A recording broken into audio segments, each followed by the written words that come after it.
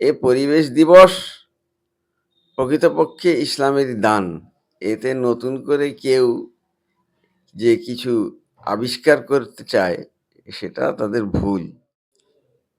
আসসালামু আলাইকুম প্রিয় দর্শক মণ্ডলী। আজ বিশ্ব পরিবেশ দিবস।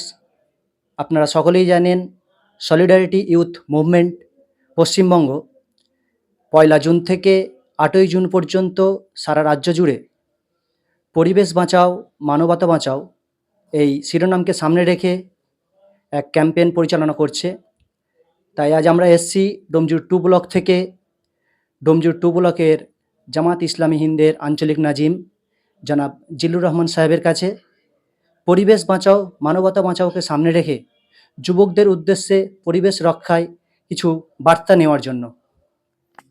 আলহামদুলিল্লাহ রাব্বিল আলামিন, আসসালাতু ওয়াসসালামু আলা রাসূলিহিল আমিন ওয়া আলা আলিহি ওয়া আসহাবিহি আজমাইন। পরিবেশের কথা যখনই আসে তার মূল হচ্ছে ইসলাম। ইসলাম পৃথিবীতে এসেছে মানুষের জন্যে। আর মানুষকে সর্বপ্রথম যে জিনিস ইসলাম ভিজিট করাতে চায় সেটা হচ্ছে পরিচ্ছন্নতা, পবিত্রতা। সে যেখানেই থাকবে সে পাক সাফ পরিষ্কার পরিচ্ছন্ন থাকবে। সে তার আশপাশ পরিবেশকে পরিচ্ছন্ন রাখবে। এই পরিচ্ছন্নতা এই জন্যে যে এর সঙ্গে মানুষের হৃদয়ের সম্পর্ক রয়েছে। হৃদয় এমন একটা জিনিস যেখানে নিট অ্যান্ড ক্লিন অবস্থা থাকতে হবে। তো সেই জন্যে এই শিক্ষা ইসলাম আমাদেরকে দেয় যে ইসলামে প্রবেশের সাথে সাথে সর্বপ্রথম যেটা হচ্ছে সেটা হচ্ছে তহারত। তহারত মানে পবিত্রতা, পরিচ্ছন্নতা, স্পষ্টতা, সব কিছু থাকবে।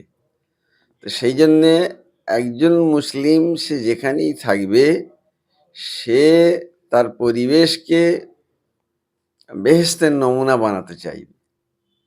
সে ব্যক্তি জীবনকে যেমন বেহেশতের নমুনা বানাবে, তার পরিবার, তার সমাজ, তার আশপাশ, তার সব কিছু থেকে সে কুসংস্কারকে, জঞ্জাল থেকে, তারপরে শিরক থেকে, কুফরি থেকে, তারপরে আপনার নানান রকম অসভ্যতা থেকে, অসহিষ্ণুতা থেকে, সব কিছু থেকে হেফাজত করার এবং হেফাজত থাকার প্রেরণা ইসলাম আমাদেরকে দেয়।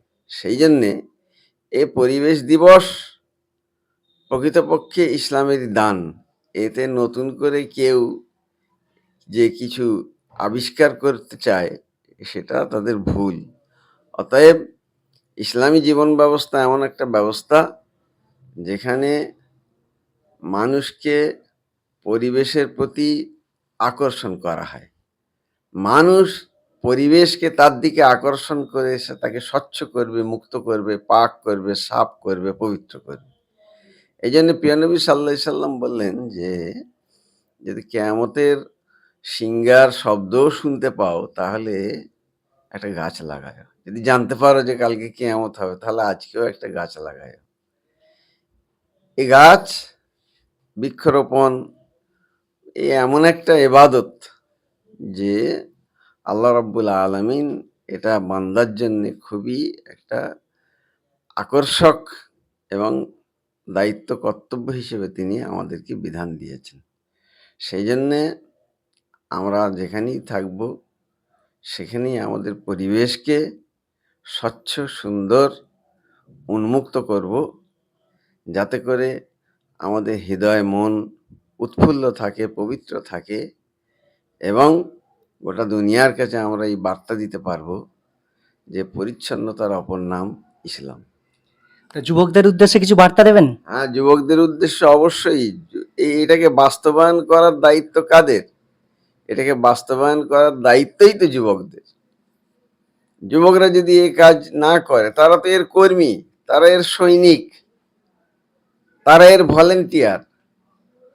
তারাই তো সব, তারাই তো এই পৃথিবীকে গড়বে অথবা ধ্বংস করবে। জি, অসংখ্য শুক্রিয়া ডোমজুর 2 ব্লকের জামাত ইসলামী হিন্দের আঞ্চলিক নাজিম সাহেবকে। উনি ওনার খুব মূল্যবান কথা আমাদের সামনে তুলে ধরেছেন। অসংখ্য শুক্রিয়া। আল্লাহর কাছে দোয়া করি আপনি সুস্থ থাকুন, নেক হায়াত আল্লাহ পাক আপনার বাড়িয়ে দিক। জাযাকাল্লাহ।